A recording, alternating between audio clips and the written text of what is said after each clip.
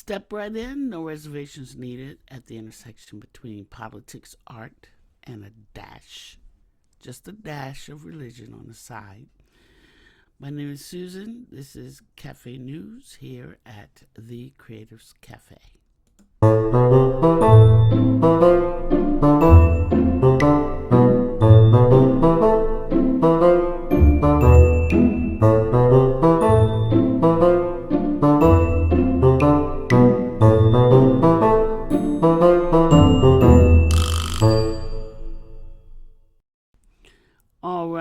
All right.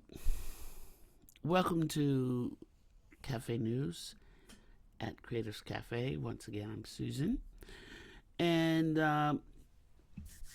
we're going to talk a little bit about what's going on. There's a lot going on, a lot of distractions happening in our world, and a lot of news flowing down from today. But we're going to kind of go through some other bits of information that I want to share with you. Basically, this particular, this particular broadcast is going to basically be centered upon different podcasters that, I believe that are important to follow because of the type of information that they are presenting. And I subscribe to about 150 podcasters on YouTube. Why? Well, certain information that they put out is interesting to me, so I want to see what else they do, so I end up subscribing to their channel. Now, I don't always get there every day, but everything that's been going on is just crazy. What you see here on this particular scene or slide is a QR code. So let's go through that real quick. Creatives Cafe also has a website, and I wanted to point it specifically only to art, politics, photography, music, writing, all of the creative arts, basically. And as artists, it's interesting what actually went on, what actually happened recently at the John F. Kennedy Memorial Center for the Arts without the spray paint. With the spray paint, we're pretty upset about that. I mean, it was there for JFK. So, I watched a little bit of the sound bites from the different award shows, and I actually, in my heart of hearts, I don't actually blame a whole bunch of artists for not speaking up, but we can't be silent. There's a gentleman, Ben Folds, who was the artistic advisor for the National Symphony Orchestra at the Kennedy Center, and let me see if I can bring him up. I did kind of set him up, and I probably should have set this up before I got started, but I'm going to go ahead and share the screen so you guys can actually read along with me what I am looking at here. All right, so we're going to add this. Here we go. So he was the first artistic advisor to the National Symphony Orchestra from 2017 to 2025, and he resigned because of 47's administration, feeling that the center became too partisan for its mission as a bipartisan cultural space. Politics and arts, they're like on separate ends of a spectrum, really. However, we do have a lot of shows out there. Like, I was just talking to a friend of mine, The West Wing, The Wire, what's the other, House of Cards or whatever. But yeah, so in art, it can, and then there was Scandal. I remember that show. But anyway, the feeling that the center became too partisan for its mission. His work there included curating the popular Declassified concert series, bringing pop classical collaboration to new audiences. When I say declassified, it's kind of like there were a lot of artists who wanted asylum here in the United States during certain regimes in their countries, and we gave them that. Okay, so with that being said, you can Google Ben Folds, but he was on a podcast. I think it was Pod Save America, and he said that artists need to speak up and speak out. 47 says some pretty intimidating things, and it activates his goons. So I can understand if artists are afraid to speak up and speak out. But, each time is relative in its place. We had artists back in the day who spoke out. There was James Baldwin, Bob Dylan, his music, Bruce Springsteen, Angela Davis, Maya Angelou. A lot of artists spoke out back then. As a photographer, Gordon Parks, he was out there taking pictures, and he did it for Life magazine for the specific reason of going into the neighborhoods that were being traumatized by, police. And defunding the police, that's not the answer. The answer is severe background checks, and the right kind of training. So anyway, that's Ben Folds. And what happened with the Kennedy Center was devastating. I'm sure not just to me, but to a lot of folks. And we'll see what happens mid-year. If 47 is still on his 2 feet. He's not looking good these days. But his name needs to come off the building.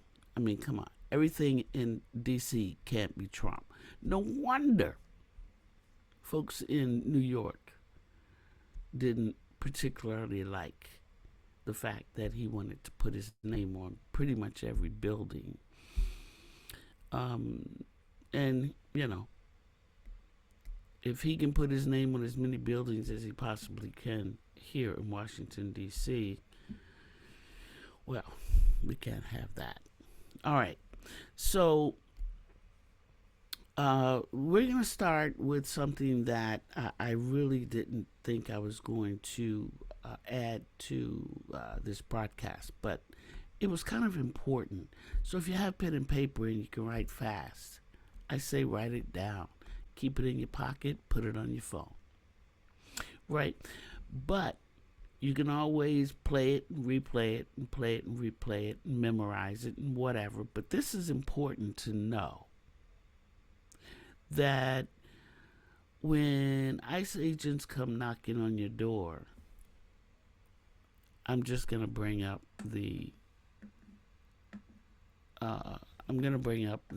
video, and let's make sure that we're at the top of this video. And I'm going to go ahead, and you'll hear my puppy in the background. Sorry. I'm going to pause it after he finishes what he's going to say.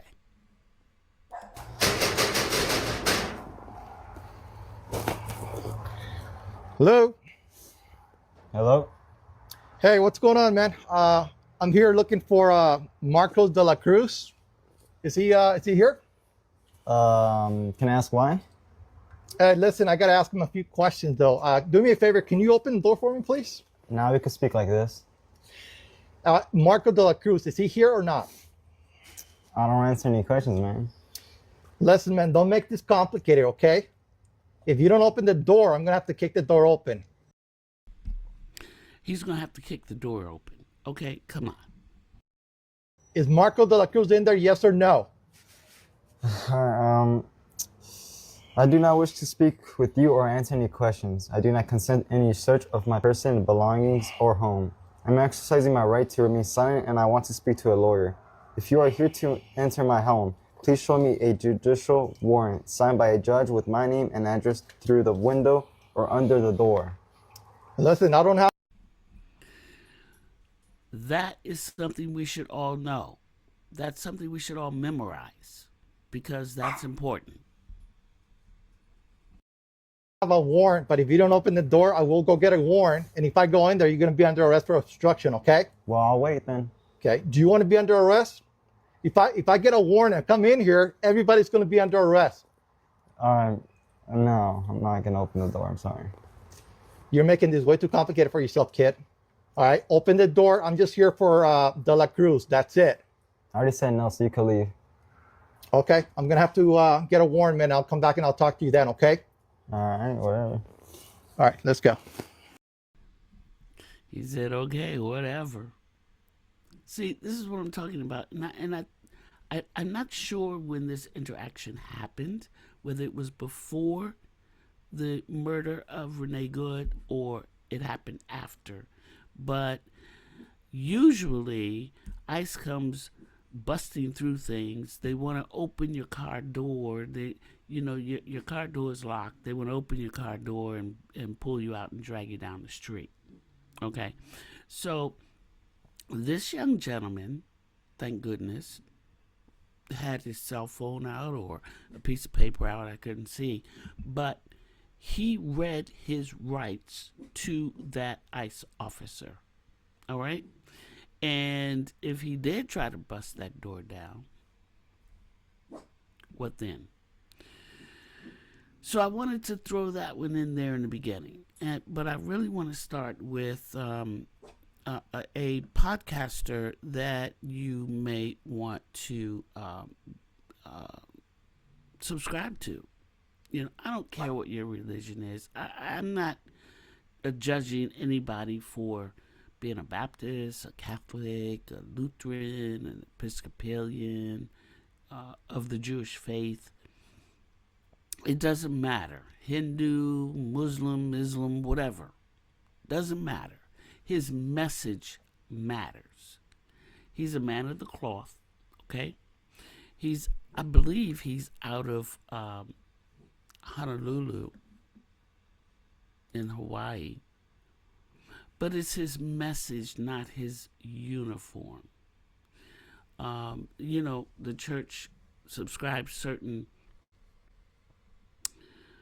roles that they will play throughout their tenure or their lives in the church. Some of them are missionaries. They go to other countries. Some go out and administer communion.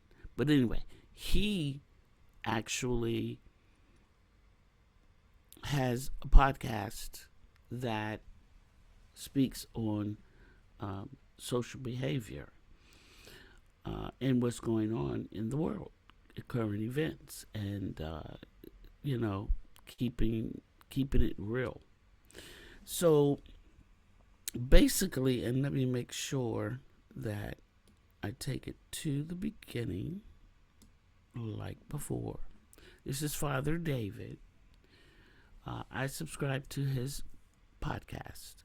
And the good thing about some of the shorts that come through for those with short attention spans can get some crumpets of great information that they can use and keep, just like the other video with the ice goons.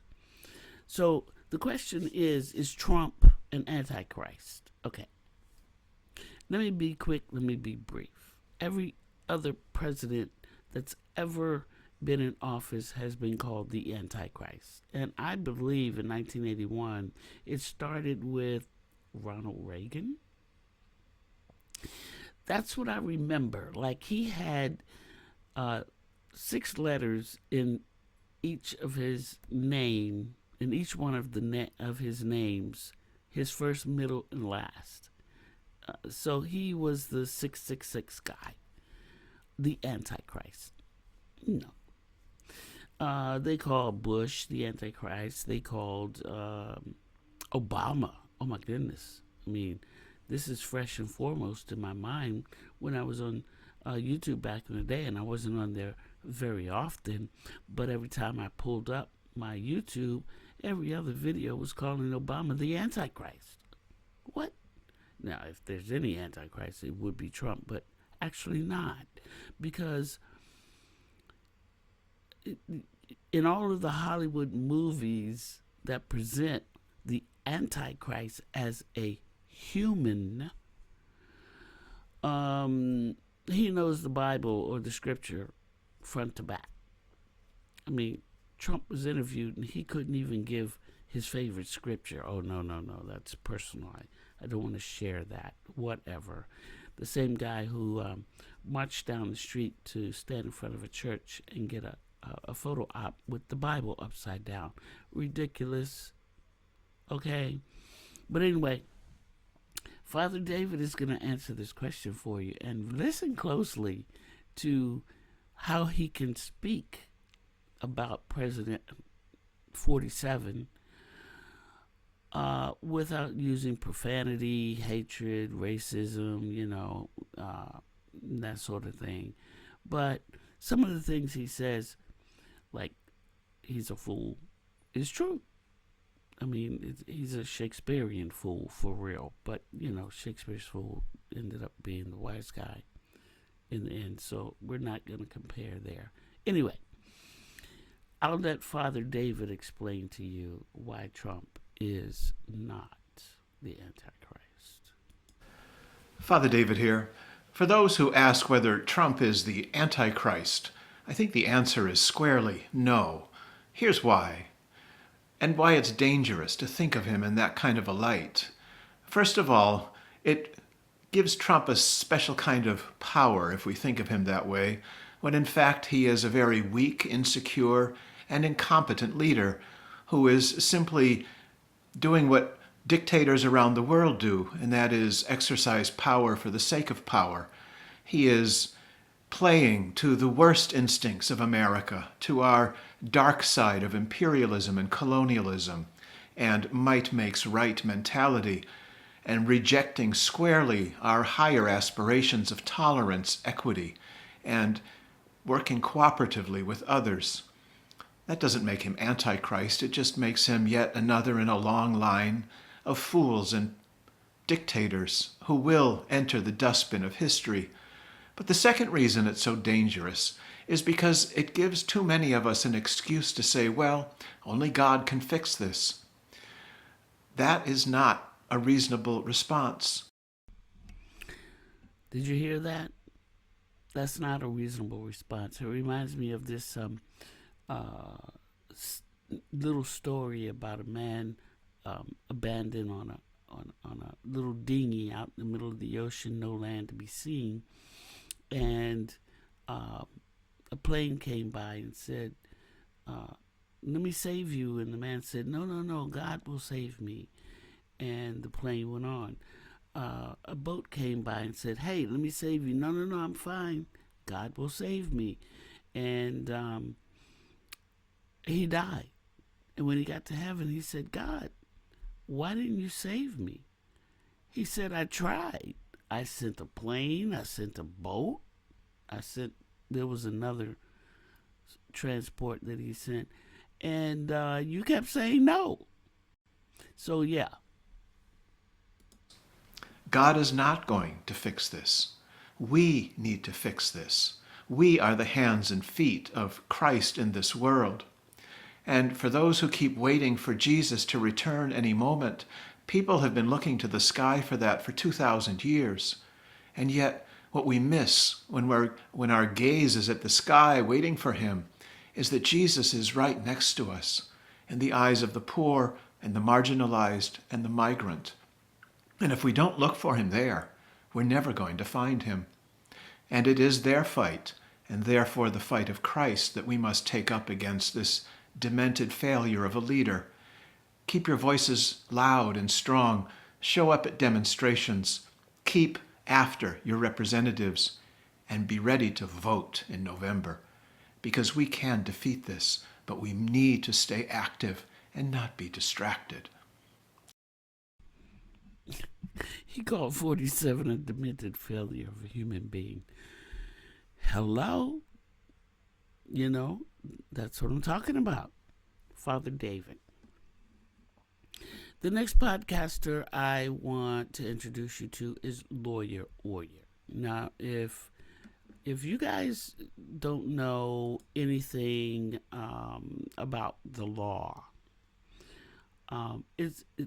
these shorts are excellent for getting great snippets of law information. Just recently, let me see, I was reading up on lawfare.org, how they've been silent about all of the lawfare that's been happening since January 20 of 2025. They haven't really been calling out much, but when Jerome Powell, who's head of the federal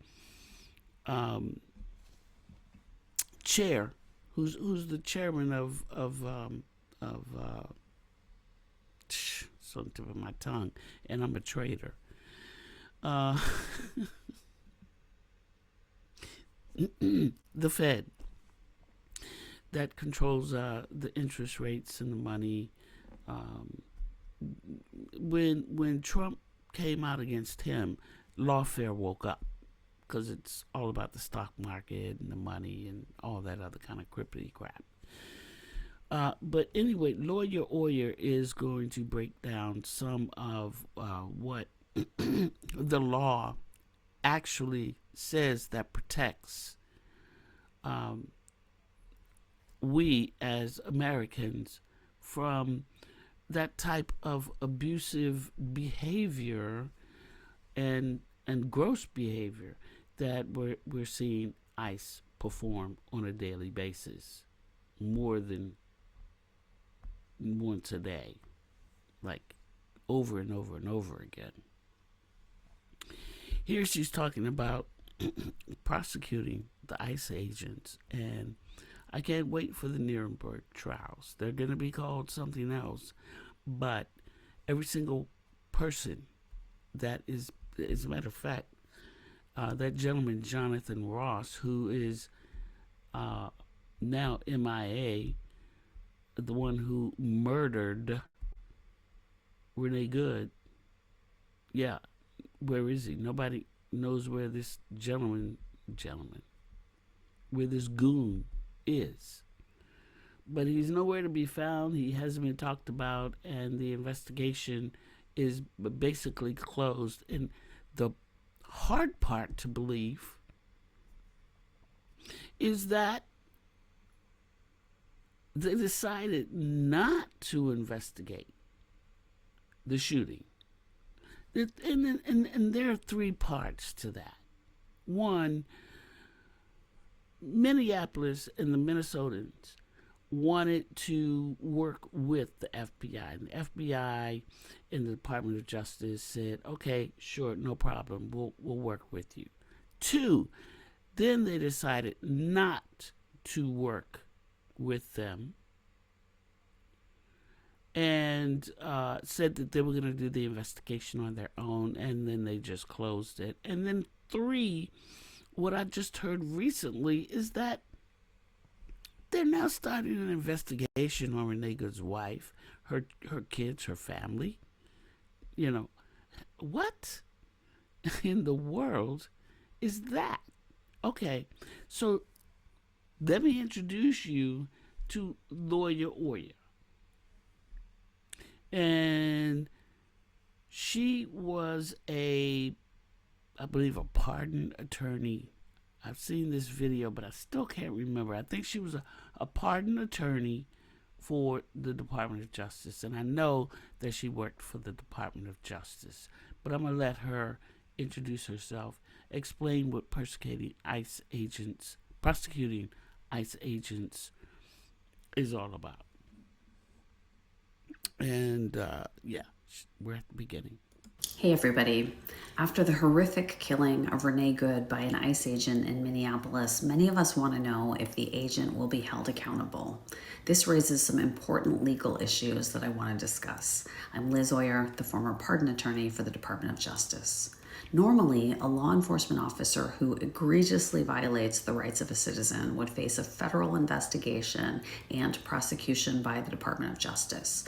There's actually a federal law that specifically addresses this type of misconduct. It's called Section 242, and it's the same law that was used to convict the officers who murdered George Floyd. You heard that, right? You guys can Google Section 242. Section 242 makes it a crime for a government official to willfully violate the constitutional rights of a citizen. A violation resulting in death can be punished with life in prison or even the death penalty. Ordinarily, the Justice Department investigates and prosecutes these cases, but right now, DOJ has totally abandoned its responsibility. And it's quite clear from the public statements of Trump officials that they are not going to discipline this agent. So the question becomes, can the state of Minnesota prosecute him under their own laws? That is a complicated question. You may have heard J.D. Vance and others claim that ICE agents have absolute immunity from state prosecution. That is false. The U.S. Supreme Court has clearly said that federal officers do not have general immunity from state law. But federal agents do have a degree of immunity under a section of the Constitution called the Supremacy Clause. Essentially, they're immune from prosecution if they are performing duties authorized by federal law and their actions are necessary and proper to perform their duties. And that becomes a very debatable point. However, we know Renee Nicole Good, let's say her name, was murdered in cold blood. This is where things get tricky. Deciding whether the immunity requirements are met is the job of a federal judge, not a jury. The judge has to examine all the evidence and decide whether the officer's actions were reasonable. This is a very fact-specific analysis, and because of appeals, etc., it can take years to resolve. Most legal experts believe that prosecuting an ICE agent in state court will be an uphill battle. Another important note is that any successful prosecution will require a complete and fair investigation. Right now, Kristi Noem is blocking Minnesota police from investigating at all. She claims they have no jurisdiction. This is wrong, and we need to demand a thorough investigation. I'll keep you posted on what happens next. See, that's beautiful. That's absolutely beautiful. You get a chunk of information that is prevalent to what's actually happening. Lawyer Oya, excellent podcasting website to hold on to, subscribe to, because you can get bites and chunks of things that are legal. There are a few other ones out there, but they're kind of long-winded, kind of like, Midas Touch, Legal AF. I subscribe to all of those. I don't know if I said, but I subscribe to over 150 YouTube channels surrounding alternative news. But this is the type of information we want to know about. You know, I'm sure there might be even a podcaster out there who's giving you education on the United States Constitution or constitutional law. But, you know, Google it or YouTube it. All right, so she's very important. I definitely recommend her podcast. Now, the next lesson is in political science and history. This one, we missed the boat on this guy, Bernie Sanders. You know, he's not a Democrat, he's not a Republican, he's independent in Vermont. And let me take this back to the beginning because I have been looking at this. But here's the student who asked a very important question, very historical question. So obviously, they were studying American history and politics at the School Without Walls, located in Washington, D.C. I believe it's in Georgetown, if it's still there. This took place in 2003. So when you see Bernie Sanders, this is him in 2025 or 2026, so this year. It's probably, well, it's right after Trump attacks Venezuela. But he asks a very important question. And it's a very historical question. And Bernie gives him a very historical answer that involves politics, power, and money. So let's take a listen. Why do you believe that the United States so violently tries to overthrow other forms of government, such as socialist governments, such as what happened in Chile in 1973 and in Cuba? Why is the United States responding with such moneyed interest? Good. Excellent question. Everyone hear the question? But if you check American history, you know, sometimes the president will tell you, well, we're always defenders of freedom. We believe in freedom. But if you check history, what you will find is that in many years, especially in Latin America, which way back from when President Monroe developed his Monroe Doctrine, we have the right to own Latin America, and we will tell any government there what we want to happen. That's the simple truth. So throughout our history, we have overthrown many, many governments. We didn't like their form of government. In the case of Chile, in 1973, what you had is an election in which a guy named Salvador Allende won the election. Problem is, Nixon and his friends didn't like him. Why? Because Salvador Allende fought for the poor people and the working people of that country. He believed that the resources of Chile, their copper mines and so forth, should belong to the people. And he won a free election. No one denied that for a second. It was a tough election, didn't win by much, but he won a free election. There was another election. His party got more support. He was overthrown by the CIA and corporate interest, because corporate interest preferred, of course, that the United States companies dominate that country. And a lot of what politics is about, going way, way back to the 19th century, through England, France, is the domination of colonies so that big companies in a given country can take the resources of those countries for their own use. So I think that's what happened, and it was a very unfortunate day in American history. Allende won in a democratic election, was popular, was overthrown, and eventually killed. And in his place, a guy named General Pinochet took place, ran that country with an iron fist, killed many, many people, but he was okay. He was a good guy. Why? Because he was a friend of corporate America. Why do you believe that the United States so violently... There you go. That's your history lesson. You know,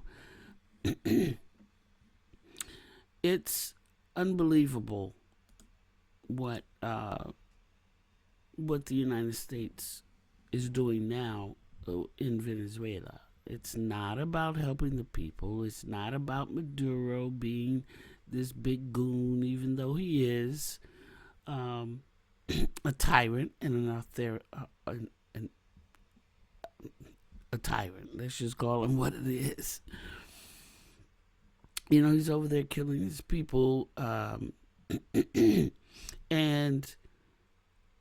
the idea that we can just bomb Venezuela, kidnap the president of Venezuela, and then take over their oil. It's never been about the people.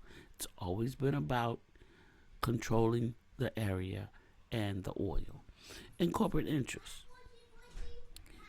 So let me pause this. I don't really want to. So that's actually the last video that I wanted to show you. Now, I understand Bernie is independent. He's not a Democrat. He's not a Republican. People associate him with being a socialist. But come on, guys, let's break the word down and get rid of the ism and the ist. The base word is social. We're social animals here. We were all upset because we were sipping in 2020, which basically, stay in place, stay where you're supposed to be. You can't come out, you can't do anything. 2020 caused a whole lot of psychological issues for people. I think 2020 divided a lot of America. But aside from that, it's not about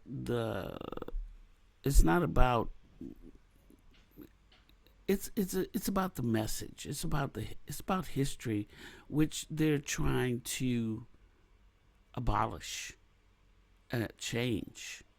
They want to control the narrative.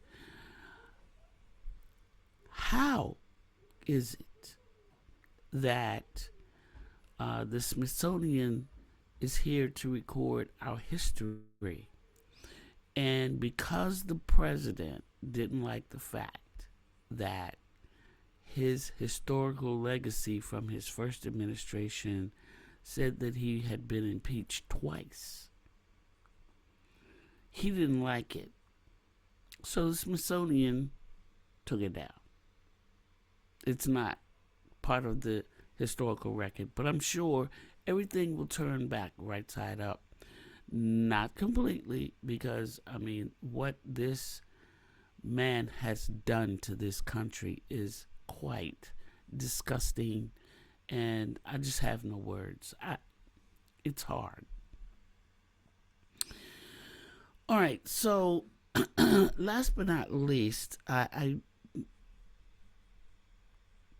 put together an outro for this show, and I wanted to use Ray Charles's America the Beautiful. Now, the song America the Beautiful is in the public domain. However, the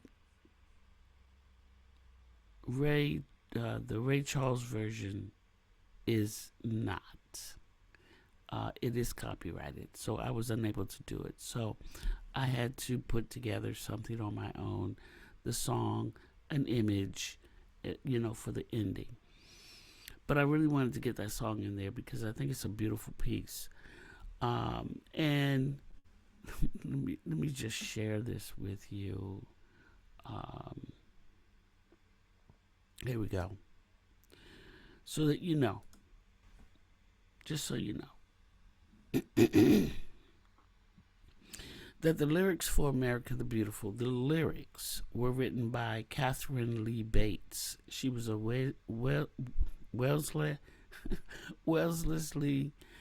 I know the name. College professor and poet, inspired by a trip to Pikes Peak in 1893, while the familiar tune Materna was composed by Samuel A. Ward in 1882. The poem and music were first combined and published as the famous patriotic song in 1910. Now, if you want to know more about her and maybe more of whatever she's done, then you can do what I did. Google her. Okay? So, let me see. Is there... Oh, okay. Here we go. Here's a picture of her. Catherine Lee Bates. I wonder if Kathy Bates is related. Wait a minute. Hold on. She kind of looks... No. Don't let me say any conspiracy theories here, but let me just say this. From my understanding, the great creator of all, of the universe and the multiverse, I've heard that he created, or the great creator only created 7 faces. So we all have a twin somewhere. But this is like 20 some odd years ago. Come on. Play with me for a second. There's Kathy Bates. Just want to bring her up real quick. Oh, no. Well, no. I love Kathy Bates. Wow, I didn't know she was 77. But wait, no, it's not the same. It's debatable. Anyway, I'm going to end here so you guys can listen to my little outro. I'm probably going to work more on it. But the question is, JFK asks, not what your country can do for you, but where are the Epstein files? All right. With that being said, thank you guys for watching. If you like the content, please subscribe to the channel, like it, and leave a comment. Come back and see me again when I post. And it helps the channel. It helps to bring the channel out. We are the algorithm. So the more you share, the more you care. And others will too. Check out those podcasts, and I'll see you on the next broadcast. Take care and be safe.